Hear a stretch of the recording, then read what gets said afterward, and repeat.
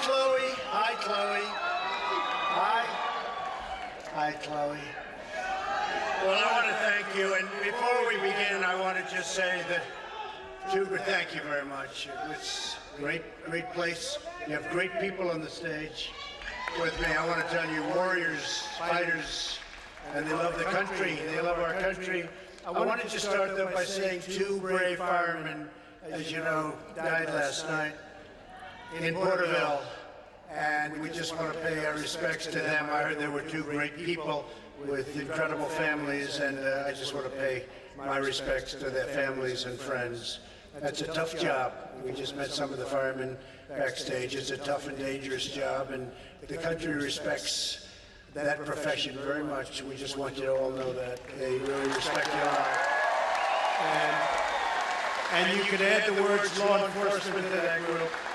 Nobody respected more than those groups of people. I can tell you that. So thank you very much. Thank you very much to the families. Thank you very much.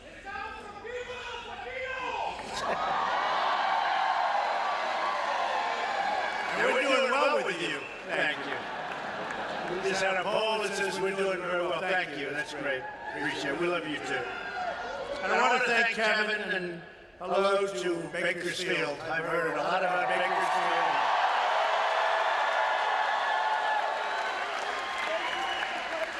Didn't you have a great tennis player years ago named Dennis Ralston, right? Right? He was a great player. He's really great. Is he still around? I hope, is he? I don't know. Somebody will let me know, but he was a great player. I'm thrilled to be here today as we take historic action on behalf of our incredible farmers and ranchers, growers, and communities throughout the Central Valley and all across the great state of California. What they're doing to your state is a disgrace. After decades of failure and delays in ensuring critical water access for the people of the state, we are determined to finally get your problem solved. The state's not doing anything to help, but hopefully they will eventually come along. Now that they're rationing water for people, they're saying you're going to get, very shortly, I heard the governor saying, you get 50 gallons. 50 gallons sounds okay. People tell me it's like nothing. By the time you do with your showers and your hands and your dishes and everything, 50 gallons is very, very little. Can you imagine a state being rationed when you have millions and millions and millions of gallons being poured out into the Pacific Ocean that you could have, and you could have more water than you knew what to do with it?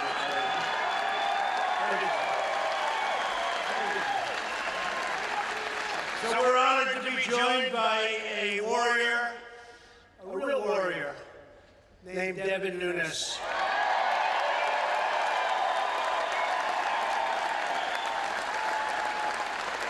And Elizabeth, thank you, because you have to put up with it, Elizabeth, wherever you may be.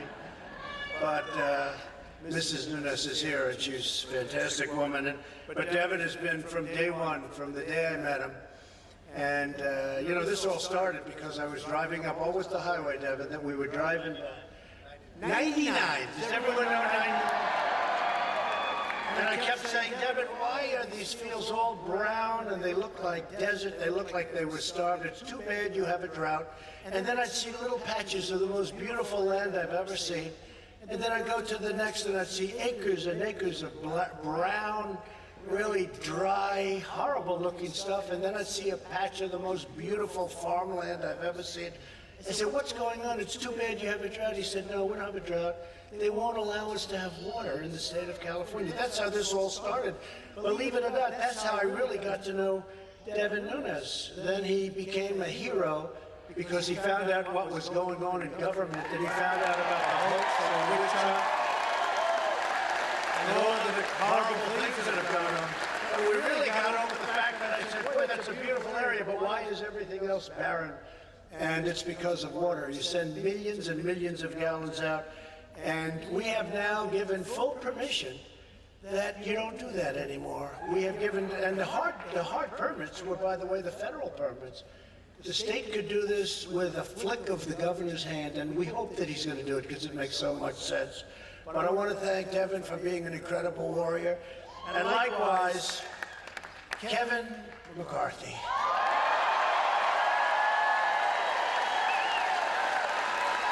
who I think we can say, I mean, we have to work hard. We can pick up 7 seats in the state of California. And I want to thank, he said, get rid of Pelosi. That's okay with me.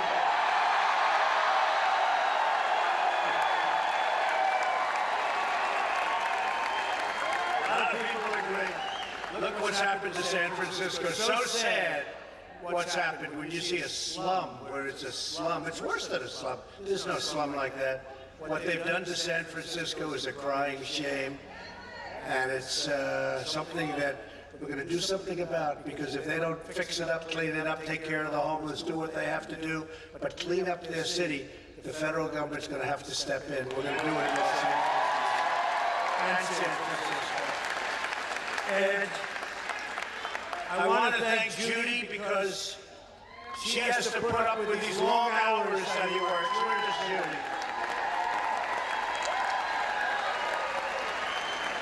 Thank you, Judy. Thank you, Elizabeth. Thank you both. You have to put up with long hours. But you know, the people appreciate it. They really appreciate it, because there's nobody doing a better job than these guys. You also have somebody here who's another warrior. He's a warrior in the waiting. He's been successful all his life, and he's running for the 21st Congressional District, David Valadao.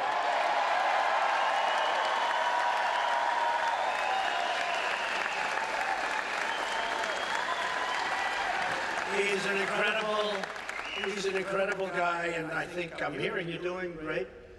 But always pretend you're about 1 point down. But you're not going to have to worry about it. He's going to be fantastic. We really need him badly in Washington, so hopefully he'll be set. Good luck, David. And where is Mark Wayne? Mark Wayne Mullen. Come on up, Mark. Come on up. And his son Jim, who's a great wrestler, who's a great athlete. Mark Wayne, thank you very much.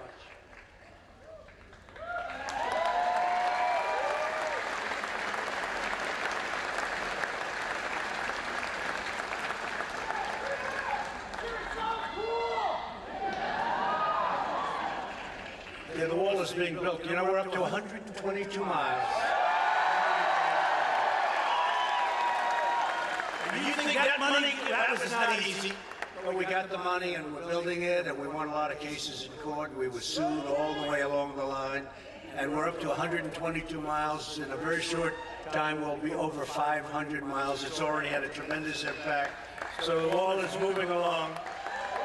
I want to thank you, and Jim, thank you very much. Stay up here, okay? Because I'm going to be signing a very important piece of legislation that is going to give you a lot of water and a lot of dam and a lot of everything, and you'll be able to farm your land. You'll be able to do things that you never thought possible. And it is true, though, I think, Devin, you can say, I really, look, I'll never forget. It's so bad. I said, gee, it's so bad. I never knew the drought was so bad. He looked at me like, what are you talking about? There's no drought. We have so much water, we don't know what to do with it. And this would take care of Los Angeles. It would take care of everything. You'd have more water than you knew what to do. You wouldn't have to be rationing water. And it's just absolutely insane. So hopefully the governor will get his act together and he'll get this done. I also want to thank, we have many, many state and local officials with us, including a lot of the law enforcement, the firemen, men and women, and we appreciate it all very much. Thank you.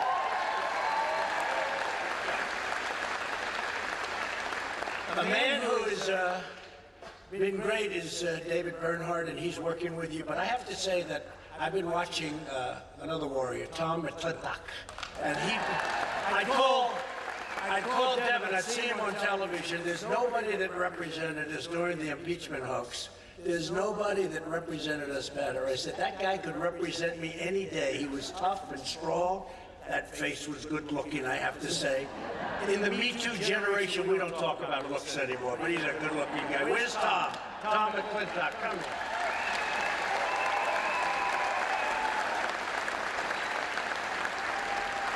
He was fantastic. But we do. We have some great fighters. And with us today is Secretary David Bernhardt, very important man in terms of what we're talking about. And David's leadership has been incredible in this subject. You know, we're talking about something that will change this whole area. Actually change, if you think about it, Kevin's going to change the whole state if we can do this. And it's an easy word, but it's a very complicated word when you think of it. It's called water. We need water in the state, and you have so much water you don't know what to do with it, and this is the man that's going to help us. So, David Bernhardt, Secretary of the Interior, please say a few words.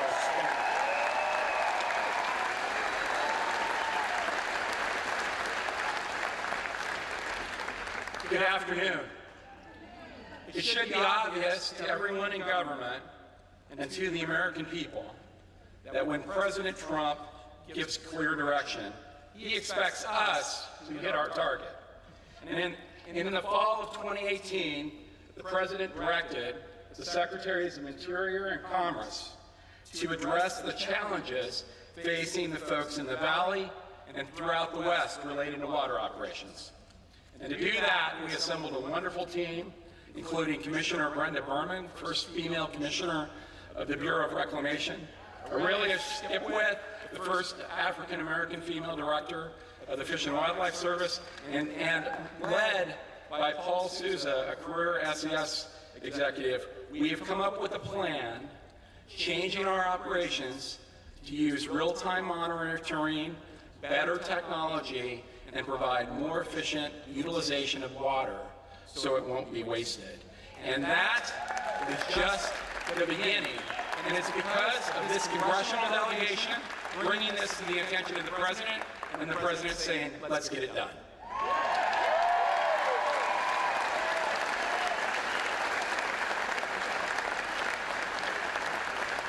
Come on up, David. Come on up. You're going to be a congressman soon, so let's get him up here.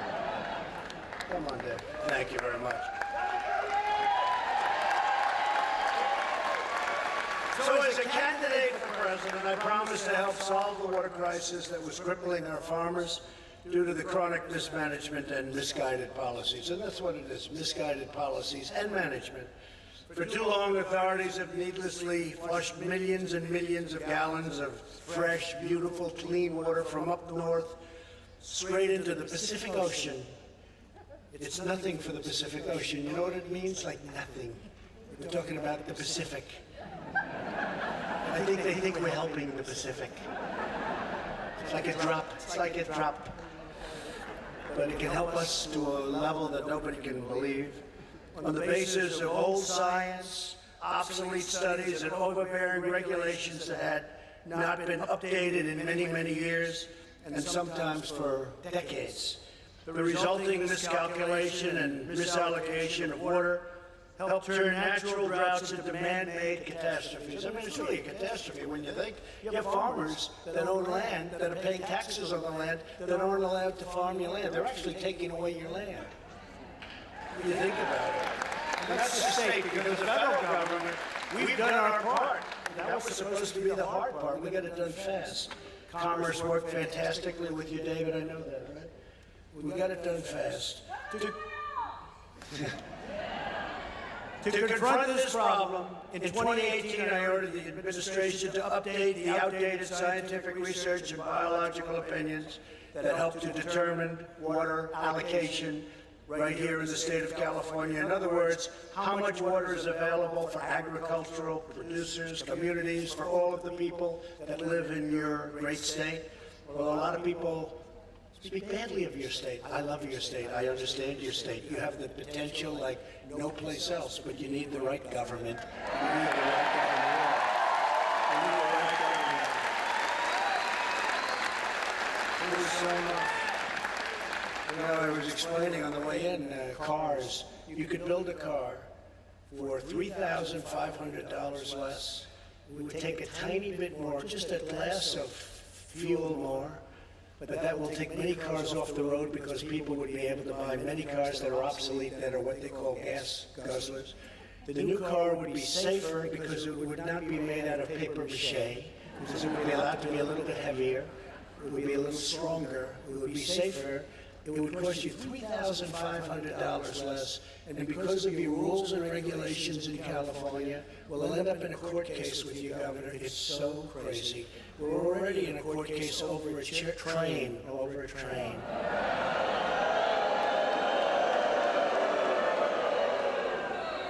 Billions and billions and billions of dollars. It was originally supposed to go from San Francisco to LA. That didn't work out, so now they did this in order to get the cost down. It keeps getting, pretty soon it'll be like a mile long. It's very sad when you see some of the things, but think about the car situation. In other words, you get a less expensive car by $3,500 on average that will be safer, that will look better, and that will work better. And then you get a lot of gas guzzlers off the market because people are going to be able to afford, and they're going to want this car because it's a better car. And we're going to have to fight it out in court, but we'll win. We always win. Today I'm pleased to announce that this update is complete. We've done the full, complete update on water and water allocation. A major obstacle to providing more water for the region's farmers has now been totally eliminated by the federal government. I mean, the federal government is very tough to deal with. We get it done very quickly, and at the request of Devin and Kevin, and it works out well, Devin and Kevin. They're very similar people. They're tough, thank you. But we got it done, and we got it done fast. And you also worked with some of the other congressmen and women. We had a lot of help from a lot of the women that worked with us, and I'll tell you, we're very proud of the job we did. Now we can do it very quickly if we can get the state to move. And you could take away the water allocation for people, the 50-gallon going down to 42, 43-gallon, throw it out the window. You don't have to worry about it anymore. What a difference. Going forward, we'll use the latest science and most advanced technology to monitor and adjust water distribution in real time, ensuring that the environment remains protected while directing as much water as possible, which will be a magnificent amount, a massive amount of water for the use of California farmers and ranchers and all of these communities that are suffering from a lack of water. You can't water your grass. We don't have the water. And yet you look and you see the millions and millions of gallons being just wasted and poured into the great ocean. We want to make sure that you get the water that you really are paying for by being citizens and paying taxes and all of the things that you do. You deserve water, and you have the water. There are communities that don't have water. You have the water. This is an easy one. Here with us today is Jenny Holterman, a fourth-generation almond farmer from right here in Kern County. Jenny, please come up and say a few words. Jenny? Please come on up, Jenny.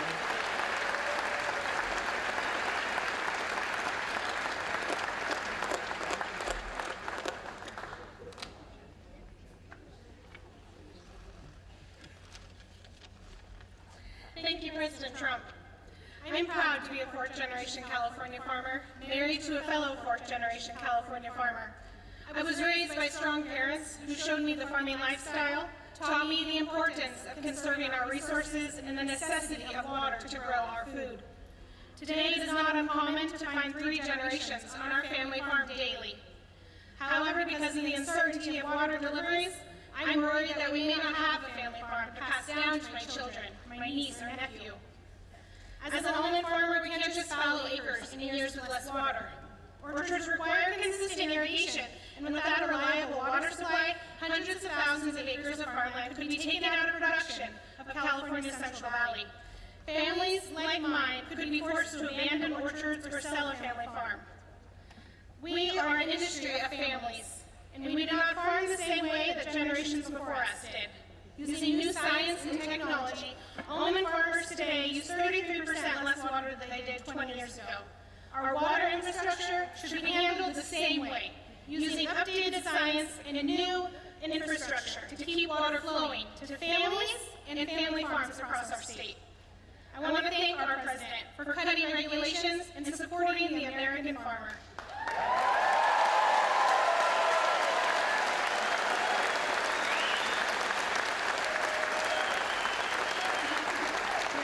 President Trump is fighting for farmers with our best interest in mind, and he was working to bring water back to the Central Valley. Thank you.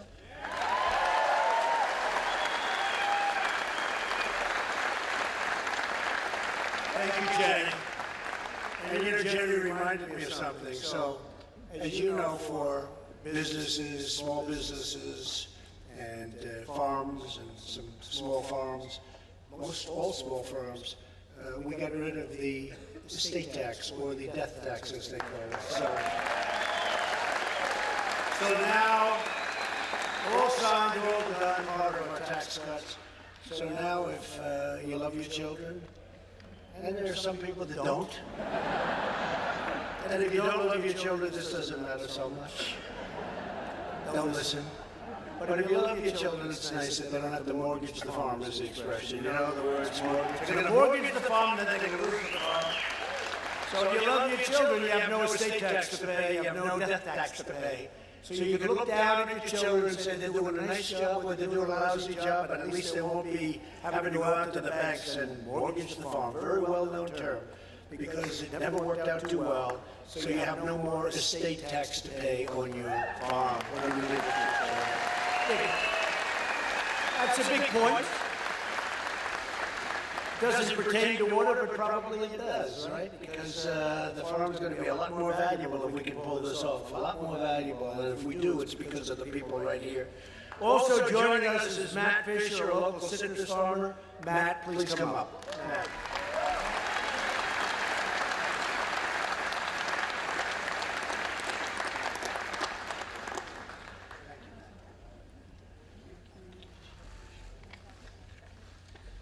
Thank you, Mr. President. I vividly recall the day that you were elected. That day gave my family and I such a tremendous feeling of hope and optimism about our future in agriculture. Farming here in the state of California isn't the easiest, and every day since you've been in office, you've done exactly what you promised.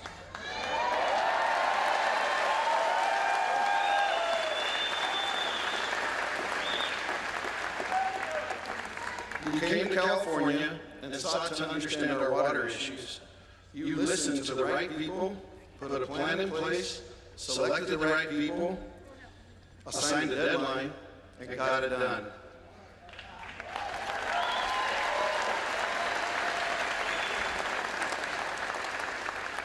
These biological opinions and the balance that they will bring to the water that falls on this state will bring certainty not only to my family and our employees, but several other families that farm here in the state of California. They are based on sound science and will help the Bureau of Reclamation maximize water to not only family farms, but rural communities and the environment. Your leadership on updating these biological opinions will bring significant relief to my family and will save literally thousands upon thousands of acres of citrus from being left to die. So thank you again, sir, for keeping your word and following through to help us here in the San Joaquin Valley.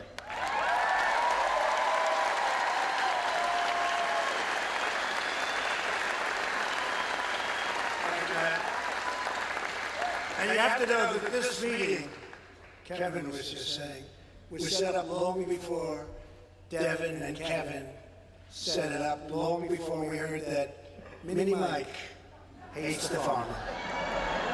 Long before we learned about his hatred of the farmer, his disrespect of the farmer. So I don't know. I don't think he's going to be the candidate anyway, to be honest with you. I'll have to start working on Crazy Bernie pretty soon. It was set up a long time before that. We just found this out about 2 days ago. On top of regulatory failures, California has not built any major water storage infrastructure since 1979, even as the state's population has increased by nearly 70%. Think of that. In the past decade, the cost of water increased by 127% in San Francisco alone, and over 70% in Los Angeles. And you can't even get it. Hundreds of thousands of acres of once beautiful green farmland became bone dry. In our reforms, and what we've done is, in place of 1 year ago, actually, we estimated that our farmers would have received enough water to support up to 850,000 additional acres of crops. Think of that. That's a lot of acres, and over 130,000 minimum, over 130,000 jobs. With today's actions, we will help bring farmland back to life. All of the land that I talked about before will be green and beautiful. You know, they say that this part of the world has among the best land in the world to farm. I've heard it from a lot of people. And it's a massive amount, we don't talk, it's a massive amount of money, but it's got, and you see that in those little patches. You say, wow, but it needs water. Larry Starr is another farmer who will benefit by today's actions. Larry, please come up and share with us your story. Please, Larry.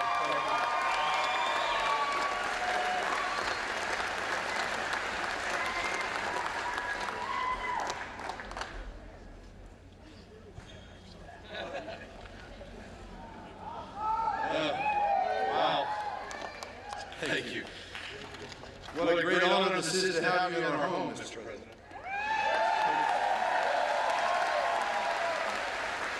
So water for us is everything. Water is the beginning, it's the middle, and the end. Without water, we have nothing. It's just the end. I farmed with my brother Fred and my brother-in-law Jay Croker, and until recently my father Fred Starr Sr. My sons, nephews, nieces are involved as well. Like everyone, water is the most critical part of our existence. It is in fact our lifeblood. And like blood, how it is treated, maintained, and pumped is the single most important factor in our existence. Our farm has been forced to idle thousands of producing acres due to the uncertainty of our lifeblood. Reduced water allocations year after year due to environmental takings, old science, questionable management, and increased regulations. We pay for water we don't get. Still, we see more water taken out of the system. We see more ground being idled. I can tell you that what the end looks like, and come out to my ranch and I'll show you what it looks like. We have considered selling the farm. Prior to the last presidential election, in fact, even my dad, who lived and breathed our farm, seriously contemplated selling out. We thought at the time if President Trump's opponent had won, we would sell for sure. However, that did not happen.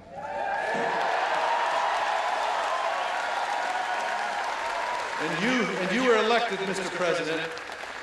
And after that, if we even mentioned selling, my dad would go ballistic. He would say, "Not now." He said President Trump is going to get things done. He said he's our hope.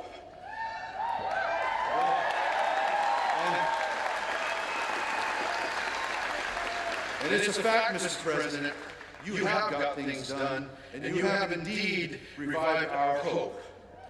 I heard you say to Larry 4 years ago, the California water situation is ridiculous, and you said there will be water, there will be plenty of it, we can turn it around.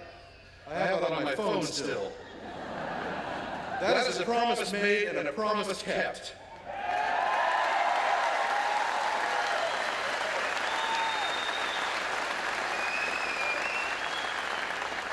I know that we have had water warriors fighting for us for a long time, working hard for us, fighting for these new regulations that are based on best science, using real-time conditions in the Delta, maximizing Delta water exports while protecting threatened or endangered species in the Delta and protecting the environment. That is a win-win, right?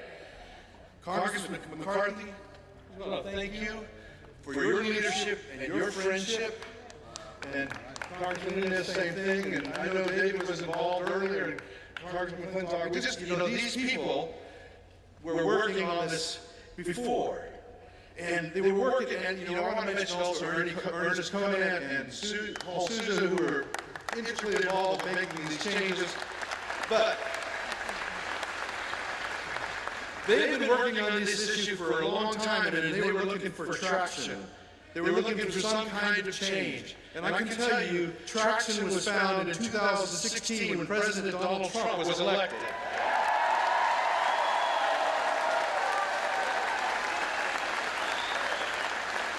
People have said to me, no, he's not why.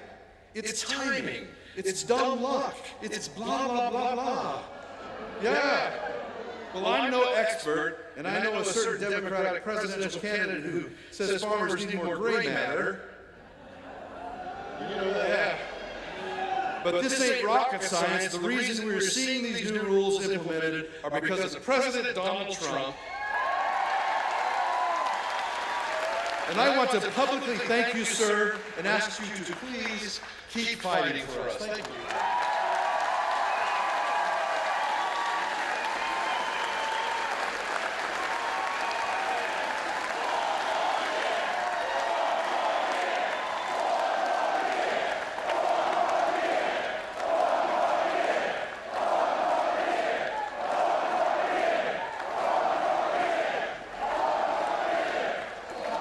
Thank you, Larry. You could be running for politics one of these days. You could do it, Joe. All of you, thank you very much. That was fantastic. But it's so easy. It's common sense. You know, Larry just said it's common sense. And it is common sense. And all we need is a governor, and we can be nice to him, we can be rough with him, we can do whatever we have to do. I'd love to be nice to him. It's all common sense. Remember I said forest management? You don't need all these forest fires. It's management. I said forest management. It's the same thing here. This is even easier. This is even easier. Just have the valve go in a little different direction, okay? This was easy. I can't imagine why they wouldn't do it. Someday you'll explain to me politically why that's good, that you're rationing water when you have so much water. And it is. It's different if you had a drought. You don't have a drought. You have tremendous amounts of water. So maybe we can get the governor to come along and really be friendly on this one and get it done. Huge numbers, too. Forgetting about human lives, forgetting about businesses. This is tremendous amounts of money coming to the state, coming to the farmers. Your farmers would be doing much more business. You'd be, somebody said it would be the largest farm area anywhere in the world if we allowed you to have the water to irrigate and to give you a little, you need the water. You need water. It's really simple. And you have the water, you just need a signature. You're going to have one today. And that was the tough one. Right, Tom? That was the tough one. The tough one was this one. The tough one to get was the federal government. But you got that. And you really had it a couple of months ago, but you have it today officially. So from the beginning, the Trump administration has delivered for our great farmers. We love our farmers. Under the previous administration, net farm income plummeted by 20%, and under my administration, net farm income has increased by over 50%.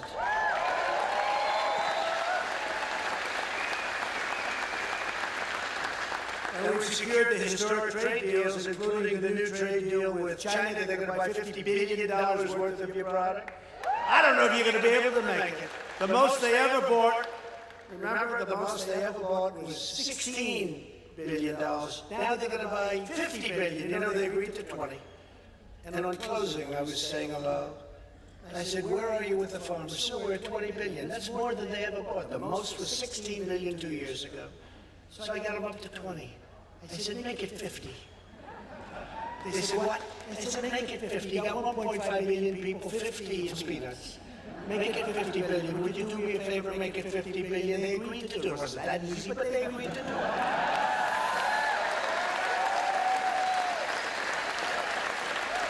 See that beautiful tractor over there and the beautiful tractor? I said, you got to get bigger tractors. That's all. They look like nice big tractors. That's a big tractor right back there. You got to get bigger tractors. You got to buy a little more land. So Larry, instead of selling your land, buy some more, okay? You know, buy a little more land. But no, they're going to increase it. So think of it. If they go to 40 to 50 billion dollars, you're talking about a whole different industry. Plus, I got Japan for $40 billion. You saw that. We signed that deal 4 months ago. South Korea now is a big buyer. Signed that deal. And the big one is the USMCA. That's Mexico and Canada. And now you're going to be treated with respect. You were treated pretty badly. You had tremendous tariffs going in. As example, on dairy products, you had a 287% tariff going into Canada. but we took care of it. We virtually eliminated all of the taxes and all of the problems that the farmers were having, and I'm very proud to do it. Very special people. And when I was negotiating the farm deal, I told this to Kevin.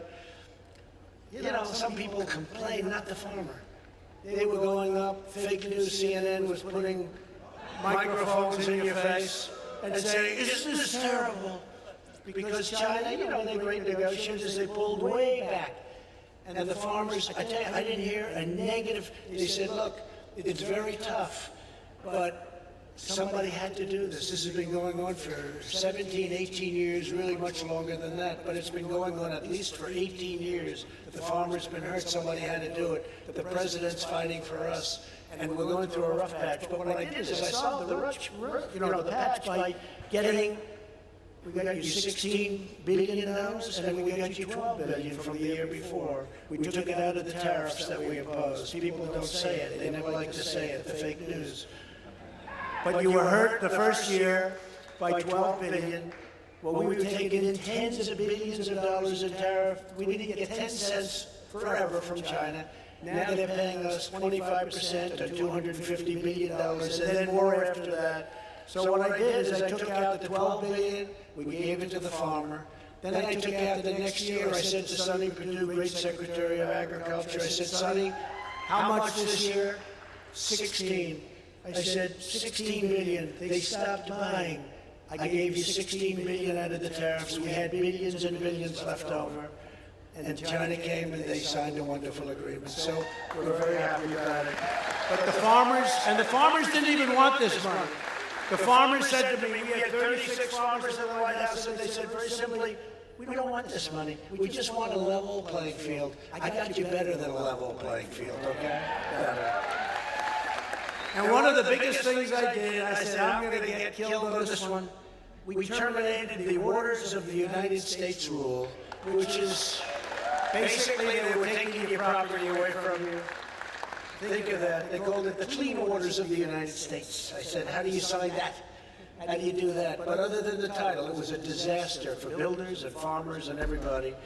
And I remember when I signed it, I had a lot of people, a lot of farmers and construction workers, and a lot of people behind me.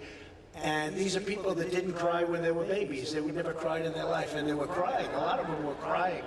Because I gave them their land back. I gave them their rights back. They took away their rights. If you had a puddle in the middle of your farm, they said it was a lake, it was a river, it was a... I mean, they virtually said it was an ocean, right? You had no right, you couldn't get anywhere near it. It was crazy. So we gave it back. Federal bureaucrats would no longer micromanage every ditch, stock tag, puddle, and pond on your land. From now on, it's your land. It's not their land. You're going to do what you want. Terrible. It was terrible. Other than the title, it was a terrible thing. Since I took office, the Department of Agriculture committed investing over $6.1 billion to rebuild. Think of that, $6.1 billion to rebuild and improve the rural water infrastructure. And last month, I took decisive action to slash regulatory approval times for critical infrastructure, including water projects. We have many water projects going on right now that would have never happened under the previous administration, or if Crooked Hillary won, which fortunately she did. Our proposal will limit the process to 2 years. Already my administration is making every effort to finish the review process for the Friant-Kern Canal in less than 1 year. Less than 1 year. We have it done in less than a year. Right, David? And just to finish up, America is a nation built by farmers who work hard to provide their families, support their neighbors, and draw out God's abundance from the earth. You pour out your sweat and soul. You pour out your heart. You really do. You're incredible people. You work so hard, and you're smart as hell. Because to make it in your business, you have to be smart. Your communities, your country, we appreciate it so much. And that's why I'm here today, and why I will always keep fighting for the American farmer and rancher, the people in this room. We're going to fight for you, and we're going to win. And we're going to get you your water and put a lot of pressure on your governor. And frankly, if he doesn't do it, you're going to get a new governor. Because who could conceivably...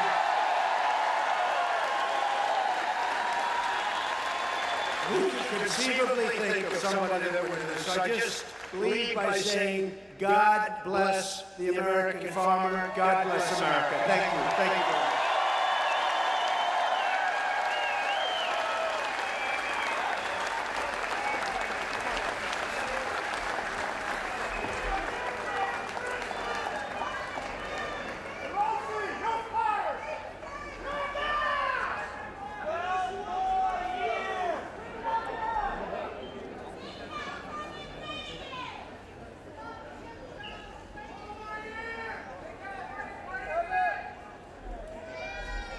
It's a big step.